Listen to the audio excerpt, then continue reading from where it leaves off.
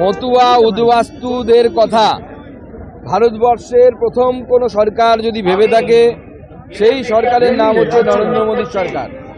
আমরা সিএর আইন পাশ করেছি।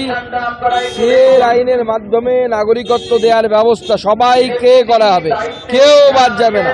কিন্তু সেই নাগরিকত্বে এসআইআর এর মধ্যে দেওয়া সম্ভব? দেখুন, সে তো প্রশাসন ঠিক করবে, প্রশাসনের বিষয়। কিন্তু প্রশ্ন হচ্ছে, আপনাদের পাল্টা প্রশ্ন মমতা বন্দ্যোপাধ্যায়কে করা উচিত। মমতা বন্দ্যোপাধ্যায় বলেছিল আপনারা সিএতে ফর্ম ফিল আপ করবেন না, তো তখন তার কথা বিশ্বাস করে যারা করেননি সঠিক সময়ে, কারণ নাগরিকত্ব তো হঠাৎ করে দিয়ে যায় না, অনেক কিছু তথ্য সমস্ত কিছু যাচাই করে তবে দিতে হয়, এটাই নিয়ম নাগরিকত্ব দেওয়ার।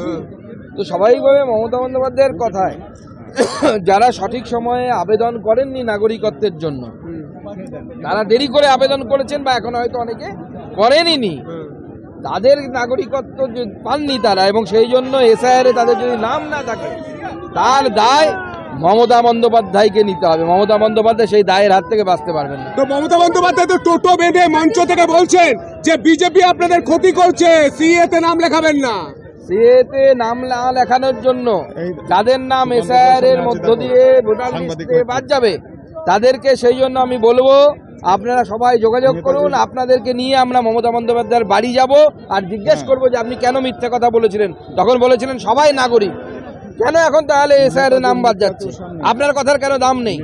আপনি মুখ্যমন্ত্রী, আপনার কথার দাম নেই? দাম থাকবে না? আপনি মিথ্যে কথা বলে যাচ্ছেন দিনে দুপুরে। তো বাংলার মানুষ বলছেন যে এবার হবে পরিবর্তন।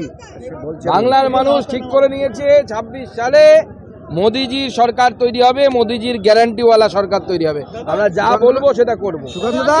যে প্রশ্ন উঠছে, তো বাংলাদেশে গো ব্যাকই করবে। এখানে ইউনিসের ভাই বোনেরা এখানে সব ক্ষমতায় আছে, তাই হবে।